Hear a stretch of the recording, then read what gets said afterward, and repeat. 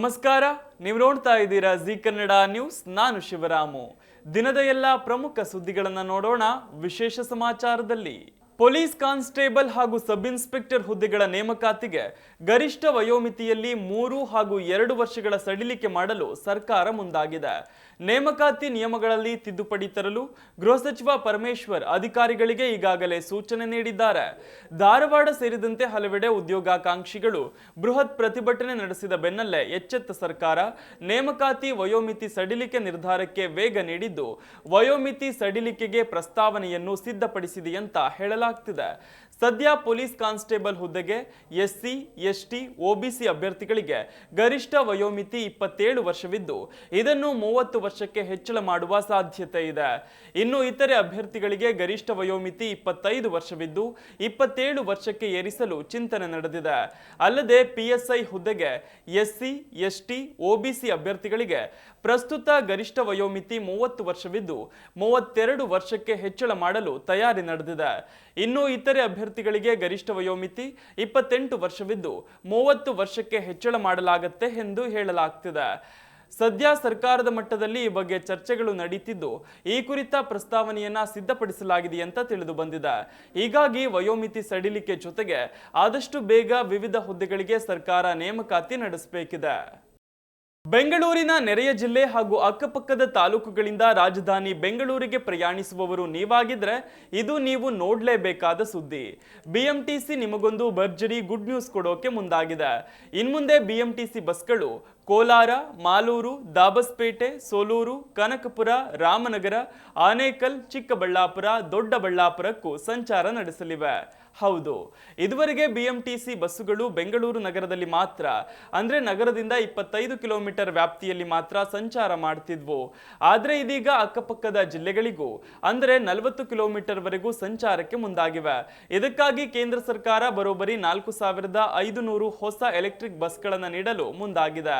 ಆ ಮೂಲಕ ಬಿಎಂಟಿಸಿ ಪ್ರಯಾಣಿಕರಿಗೆ ಮತ್ತಷ್ಟು ಅನುಕೂಲ ಮಾಡಿಕೊಡಲಿದೆ.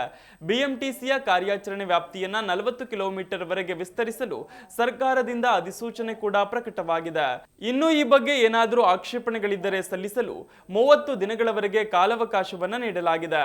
ಇನ್ನು 1 ತಿಂಗಳ ನಂತರ ಬಿಎಂಟಿಸಿ ಬಸ್ಗಳು ಕೋಲಾರ, ಮಾಲೂರು, ದಾಬಸ್ಪೇಟೆ, ಸೊಲೂರು, ಕನಕಪುರ, ರಾಮನಗರ, ಆನೇಕಲ್, ಚಿಕ್ಕಬಳ್ಳಾಪುರ, ದೊಡ್ಡಬಳ್ಳಾಪುರಕ್ಕೆ ಸಂಚಾರ ನಡೆಸಲಿವೆ.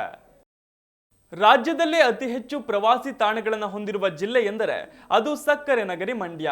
ಹೌದು, ಪ್ರವಾಸೋದ್ಯಮ ಇಲಾಖೆಯು ರಾಜ್ಯಾದ್ಯಂತ 1275 ಪ್ರವಾಸಿ ತಾಣಗಳನ್ನು ಗುರುತಿಸಿದೆ.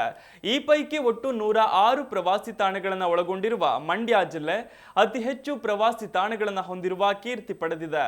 ಕೆಆರ್ಎಸ್ ಡ್ಯಾಂ, ರಂಗನತಿಟ್ಟು ಪಕ್ಷಿಧಾಮ, ಬಲಮುರಿ, ಎಡಮುರಿ ಜಲಪಾತಗಳು, ಮೇಲುಕೋಟೆ, ಶ್ರೀರಂಗಪಟ್ಟಣ ಸೇರಿ ಪ್ರವಾಸೋದ್ಯಮ ಇಲಾಖೆ ಅಧಿಕೃತವಾಗಿ ಗುರುತಿಸಿರುವ ಬರೋಬ್ಬರಿ 106 ಪ್ರವಾಸಿ ತಾಣಗಳು ಮಂಡ್ಯ ಜಿಲ್ಲೆಯಲ್ಲಿವೆ. ಇನ್ನು ನಂತರದ ಸ್ಥಾನದಲ್ಲಿ 100 ಪ್ರವಾಸಿ ತಾಣಗಳನ್ನು ಹೊಂದಿರುವ ಬೆಳಗಾವಿ, 95 ತಾಣಗಳನ್ನು ಒಳಗೊಂಡಿರುವ ಚಿಕ್ಕಬಳ್ಳಾಪುರ, 85 ಪ್ರವಾಸಿ ತಾಣಗಳ ಉತ್ತರ ಕನ್ನಡ ನಂತರದ ಸ್ಥಾನದಲ್ಲಿವೆ. ಅಲ್ಲದೆ ಬೆಂಗಳೂರು ನಗರದಲ್ಲಿ 27 ಮತ್ತು ಬೆಂಗಳೂರು ಗ್ರಾಮಾಂತರದಲ್ಲಿ 25 ಪ್ರವಾಸಿ ತಾಣಗಳಿವೆ. ಈ ಸ್ಥಳಗಳನ್ನ ಇತಿಹಾಸ, ಪ್ರಸಿದ್ಧಿ ಹಾಗೂ ಪ್ರವಾಸಿಗರು ಭೇಟಿ ಕೊಡುವ ಸಂಖ್ಯೆಯನ್ನು ಆಧರಿಸಿ ಗುರುತಿಸಲಾಗಿದೆ. ಭೀಮಾ, ಈಗ ಊರಲ್ಲೆಲ್ಲ ಇದೊಂದೇ ಹೆಸರು ಕೇಳಿ ಬರ್ತಿರೋದು. ದಸರಾಗೆಂದು ಮೈಸೂರಿಗೆ ಬಂದಿರುವ ಭೀಮಾ ಈಗ ಎಲ್ಲ ಸೋಷಿಯಲ್ ಮೀಡಿಯಾಗಳಲ್ಲೂ ಗರ್ಜಿಸ್ತಿದ್ದಾನೆ. ಗಜಪಡೆ ನಡುವೆ ಭೀಮಾ ಅಂತ ಕೂಗಿ ಕರೆದ್ರೆ ಸೊಂಡಿಲೆತ್ತಿ ನಮಸ್ಕಾರ ಮಾಡಿ ಅಭಿಮಾನ ತೋರುವ ಈ ಬಲಭೀಮನ ಅಭಿಮಾನಿಗಳು ಎಲ್ಲ ಊರಲ್ಲೂ ಇದ್ದಾರೆ. ಭೀಮಾ ಎಂದಾಕ್ಷಣ ಸೊಂಡಿಲೆತ್ತಿ ಸಲಾಂ ಎನ್ನುವ ಅವನ ಮನುಷ್ಯರ ಜೊತೆಗಿನ ಬಾಂಧವ್ಯಕ್ಕೆ ಮನಸೋಲದವರೇ ಇಲ್ಲ. ಇಷ್ಟೆಲ್ಲ ಫ್ಯಾನ್ ಫಾಲೋಯಿಂಗ್ ಇರುವ ನಮ್ಮ ಭೀಮನ ಲೈಫ್ ಸ್ಟೋರಿ ನಿಮಗೆ ಗೊತ್ತಿದ್ಯಾ? ತಾಯಿ ಕಳೆದುಕೊಂಡು ಅನಾಥವಾಗಿದ್ದ ಭೀಮಾ ಬದುಕಿ ಉಳಿದಿದ್ದೇ ಅಚ್ಚರಿ. ಅಮ್ಮನ ಕಳೆದುಕೊಂಡಿದ್ದ 5 ಆನೆಗಳು ಉಳಿಯಲಾರದೆ ಮೃತಪಟ್ಟರೂ ಈ ಬಲಭೀಮ ಬದುಕುಳಿದಿದ್ದೇಗೆ ಎನ್ನುವ ರೋಚಕ ಕಥಾನಕವನ್ನೇ ಹೇಳ್ತೀವಿ ನೋಡಿ. ಅದು 2001. ಆಗಿನ್ನೂ ಭೀಮನಿಗೆ 6 ತಿಂಗಳು. ನಾಗರಹೊಳೆ ಅಭಯಾರಣ್ಯದ ಮತ್ತಿಗೋಡು ವಲಯದ ಭೀಮನಕಟ್ಟೆ ಎಂಬಲ್ಲಿ ತಾಯಿಯಿಂದ ಬೇರ್ಪಟ್ಟು ಗಂಡಾನೆ ಮರಿ ಕಂಗೆಟ್ಟು ರೋಧಿಸುತ್ತಿತ್ತು. ಮರಿಯನ್ನ ಅದರ ತಾಯಿ ಆನೆ ಕರೆದೊಯ್ಯಬಹುದೆಂದು ಅರಣ್ಯ ಸಿಬ್ಬಂದಿ ನಿರೀಕ್ಷಿಸಿದ್ದರು. ಆದರೆ 2 ದಿನವಾದರೂ ತಾಯಿ ಆನೆ ಮರಿಯನ್ನ ಕರೆದೊಯ್ಯದ ಕಾರಣ ಗಂಡಾನೆ ಮರಿಯನ್ನ ಮತ್ತಿಗೋಡು ಕ್ಯಾಂಪ್ಗೆ ಕರೆತಂದು ಬಾಟಲಿಯಲ್ಲಿ ಹಾಲುಣಿಸಿ ಪೋಷಿಸಲಾಯಿತು. ಆನೆಗಳ ಲಾಲನೆ ಪಾಲನೆ ಮತ್ತು ಪಳಗಿಸುವಿಕೆಯಲ್ಲಿ ನೈಪುಣ್ಯತೆ ಹೊಂದಿರುವ ಮಾವುತ ಕುಳ್ಳರಾಮ ಅವರಿಗೆ ಅರಣ್ಯ ಇಲಾಖೆ ಅಧಿಕಾರಿಗಳು ಮರಿಯಾನೆಯ ಜವಾಬ್ದಾರಿ ವಹಿಸಿದ್ರು. ನಂತರ ಕುಳ್ಳರಾಮ ಈ ಮರಿಯಾನೆಗೆ ಭೀಮಾ ಎಂದು ನಾಮಕರಣ ಮಾಡಿ ತನ್ನ ಮಗನಂತೆಯೇ ಸಾಕಿದ್ರು. ಇದೇ ಸಮಯದಲ್ಲಿ ಇನ್ನೂ 5 ಮರಿಯಾನೆಗಳು ಕಾಡಿನಲ್ಲಿ ಸಿಕ್ಕಿದ್ದವು. ಆದರೆ ತಾಯಿ ಹಾಲು ಸಿಗದ ಕಾರಣ ಅವುಗಳೆಲ್ಲ ಸತ್ತು ಹೋದವು. ಆದರೆ ಆ ಪೈಕಿ ಉಳಿದವನು ಭೀಮಾ ಒಬ್ಬನೇ. ಅರಣ್ಯ ಸಿಬ್ಬಂದಿಗೆ ಸಿಕ್ಕ ಆನೆ ಮರಿಗಳಲ್ಲಿ ಜೀವಂತವಾಗಿ ಉಳಿದ ಗಟ್ಟಿ ಗುಂಡಿಗೆ ಆನೆ ಎಂದರೆ ಭೀಮ ಮಾತ್ರ. ನಮ್ಮ ಭೀಮನಿಗೀಗ 25 ವರ್ಷ. ಈ ಬಾರಿ ಅವನ ತೂಕ ಪರೀಕ್ಷೆ ಮಾಡಿದಾಗ 5465 ಕೆಜಿ ತೂಗಿದ್ದ. ಸಾರ್ವಜನಿಕರ ನೆಚ್ಚಿನ ಆನೆ ಭೀಮ ಕಳೆದ 4 ವರ್ಷದಿಂದ ದಸರಾ ಮಹೋತ್ಸವದಲ್ಲಿ ಭಾಗವಹಿಸುತ್ತಿದ್ದಾನೆ. ಭೀಮ ಪುಂಡಾನೆ ಪಳಗಿಸೋದ್ರಲ್ಲಿ ಎತ್ತಿದ ಕೈ. ಹಲವು ಕೆಡ್ಡ ಕಾರ್ಯಾಚರಣೆಯಲ್ಲಿ ಪಾಲ್ಗೊಂಡು ಸೈ ಎನಿಸಿಕೊಂಡಿದ್ದಾನೆ. ಕಾಡಿನಿಂದ ನಾಡಿಗೆ ಬಂದು ಪುಂಡಾಟ ಮೆರೆಯುತ್ತಿದ್ದ ಕಾಡಾನೆಗಳನ್ನು ಹಿಡಿಯುವ ಕಾರ್ಯಾಚರಣೆಯಲ್ಲಿ ಮುಂಚೂಣಿಯಲ್ಲಿ ಪಾಲ್ಗೊಂಡು ಅರಣ್ಯ ಇಲಾಖೆಗೆ ಆಸ್ತಿಯಂತಾಗಿದ್ದಾನೆ. ಭೀಮ ಸೌಮ್ಯ ಸ್ವಭಾವದವನಾಗಿದ್ದು ಸರಿಯಾಗಿ ತಿನ್ನೋದ್ರಲ್ಲೂ ಎತ್ತಿದ ಕೈ. ಹಾಗಾಗಿ ಮಾವುತರು ಹಾಗೂ ಅರಣ್ಯ ಅಧಿಕಾರಿಗಳು ಇವನನ್ನ ತಿಂಡಿಪೋತ ಅಂತಲೇ ಕರೀತಾರೆ. ಇನ್ನು ಭೀಮನಿಗೆ ಆಪ್ತ ಸ್ನೇಹಿತ ಅಂದ್ರೆ ಕಂಜನ್. ಮೈಸೂರು ದಸರಾ ಸೇರಿದಂತೆ ವಿವಿಧೆಡೆ ಭೀಮನೊಂದಿಗೆ ಕಂಜನ್ ಸಾಥ್ ಕೊಡ್ತಾನೆ. ಜನರು ಭೀಮನನ್ನ ಕೂಗಿದಾಗ ಭೀಮ ನಿಂತು ಸೊಂಡಿಲೆತ್ತಿ ಪ್ರತಿಕ್ರಿಯೆ ನೀಡಿದ್ರೆ ಅವನೊಂದಿಗೆ ಕಂಜನ್ ಕೂಡ ತಾನೂ ಸೊಂಡಿಲೆತ್ತಿ ಜನರಿಗೆ ಪ್ರತಿಕ್ರಿಯೆ ನೀಡ್ತಾನೆ. ಭೀಮ ಯಾರೇ ತನ್ನ ಹೆಸರು ಕರೆದ್ರು ರಿಯಾಕ್ಟ್ ಮಾಡ್ತಾನೆ. ಅವನು ಆದಷ್ಟು ಬೇಗ ಅಂಬಾರಿ ಹೊರಲಿ ಅನ್ನೋದು ಎಲ್ಲರ ಬಯಕೆ. ಭೀಮ ಚಿನ್ನದ ಅಂಬಾರಿ ಹೊರಲು ಬೇಕಿರೋ ಎಲ್ಲ ಲಕ್ಷಣಗಳನ್ನ ಹೊಂದಿದ್ದಾನೆ. ಅವನ ದಂತ, ದೇಹ ರಚನೆ, ಸಮತಟ್ಟಾಗಿರುವ ಬೆನ್ನು ಅಂಬಾರಿ ಇಡಲು ಸೂಕ್ತವಾಗಿದೆ. ಆದ್ದರಿಂದ ಭವಿಷ್ಯದಲ್ಲಿ ಭೀಮ ಗಜಪಡೆಯ ಕ್ಯಾಪ್ಟನ್ ಆಗಲಿದ್ದಾನೆ ಅನ್ನೋದು ಅರಣ್ಯ ಇಲಾಖೆ ಅಧಿಕಾರಿಗಳ ಅಭಿಪ್ರಾಯ. ಈಗಾಗಲೇ ಜನರ ಮನಸ್ಸು ಗೆದ್ದಿರುವ ಭೀಮನಿಗೆ ಅಭಿಮಾನಿಗಳೇನು ಕಡಿಮೆ ಇಲ್ಲ. ಆದಷ್ಟು ಬೇಗ ನಮ್ಮ ಭೀಮ ಗಜ ಗಾಂಭೀರ್ಯದಿಂದ ಅಂಬಾರಿ ಹೊರಲಿ ಅನ್ನೋದು ನಮ್ಮ ಆಶಯ. ಬೆಳಗಾವಿಯಲ್ಲಿ ತಿರುಪತಿ ತಿಮ್ಮಪ್ಪನ ಹೊಸ ವೆಂಕಟೇಶ್ವರ ದೇವಾಲಯ ನಿರ್ಮಾಣಕ್ಕೆ ತೀರ್ಮಾನಿಸಲಾಗಿದೆ. ಉತ್ತರ ಕರ್ನಾಟಕ, ಗೋವಾ ಮತ್ತು ಮಹಾರಾಷ್ಟ್ರದ ಭಕ್ತರಿಗೆ ಅನುಕೂಲವಾಗುವ ಉದ್ದೇಶದಿಂದ ಬೆಳಗಾವಿಯಲ್ಲಿ ಹೊಸ ವೆಂಕಟೇಶ್ವರ ದೇವಾಲಯ ನಿರ್ಮಾಣಕ್ಕೆ ತಿರುಮಲ ತಿರುಪತಿ ದೇವಸ್ಥಾನದ ಆಡಳಿತ ಮಂಡಳಿ ಟಿಟಿಡಿ ಅನುಮೋದನೆ ನೀಡಿದೆ. ಬೆಂಗಳೂರು ಮತ್ತು ದೇಶದ ಇತರೆ ಭಾಗಗಳಲ್ಲಿ ಈಗಾಗಲೇ ಸ್ಥಾಪಿಸಲಾದ ದೇವಾಲಯಗಳಂತೆ ಬೆಳಗಾವಿ ದೇವಾಲಯವು ಈ ಪ್ರದೇಶದ ಭಕ್ತರಿಗೆ ವೆಂಕಟೇಶ್ವರನನ್ನ ಹತ್ತಿರ ತರುತ್ತದೆ. ಪ್ರತಿ ಬಾರಿ ತಿರುಮಲಕ್ಕೆ ಪ್ರಯಾಣಿಸುವ ಬದಲು ಭಕ್ತರಿಗೆ ಸ್ಥಳೀಯವಾಗಿ ಸ್ವಾಮಿಯ ಆಶೀರ್ವಾದ ಸಿಗಲಿ ಎಂಬ ಉದ್ದೇಶದಿಂದ ದೇವಾಲಯ ನಿರ್ಮಿಸಲಾಗುತ್ತಿದೆ. ಶ್ರೀವಾಣಿ ಟ್ರಸ್ಟ್ ಮೂಲಕ ಬೆಳಗಾವಿಯ ಸುವರ್ಣಸೌಧದ ಬಳಿ ಈ ದೇವಾಲಯವನ್ನು ನಿರ್ಮಿಸಲು ಪ್ರಸ್ತಾಪಿಸಲಾಗಿದೆ. ರಾಮಭಂಟ ಹನುಮಂತರನ್ನ ಸುಳ್ಳು ಹಿಂದೂ ದೇವರು ಎಂದು ಕರೆಯುವ ಮೂಲಕ ಅಮೆರಿಕ ಅಧ್ಯಕ್ಷ ಡೊನಾಲ್ಡ್ ಟ್ರಂಪ್ ಪಕ್ಷದ ನಾಯಕನೊಬ್ಬ ಹಿಂದೂ ಧಾರ್ಮಿಕ ಭಾವನೆಗಳಿಗೆ ಧಕ್ಕೆ ತಂದು ಭಾರಿ ಆಕ್ರೋಶಕ್ಕೆ ಕಾರಣವಾಗಿದ್ದಾನೆ. ಅಮೆರಿಕದ ಟೆಕ್ಸಾಸ್ನಲ್ಲಿ 90 ಅಡಿ ಎತ್ತರದ 90 ಟನ್ ತೂಕದ ಬೃಹತ್ ಕಂಚಿನ ವಾಯುಪುತ್ರ ಹನುಮಂತರ ಪ್ರತಿಮೆಯನ್ನ ಸ್ಥಾಪಿಸಲಾಗಿದೆ. ಈ ಪ್ರತಿಮೆಯನ್ನ ಸ್ಟ್ಯಾಚ್ಯೂ ಆಫ್ ಯೂನಿಯನ್ ಎಂದು ಕರೆಯಲಾಗಿದೆ. ಈ ಪ್ರತಿಮೆ ಭಕ್ತಿ, ಶಕ್ತಿ ಮತ್ತು ಏಕತೆಯನ್ನು ಸಂಕೇತಿಸುತ್ತದೆ.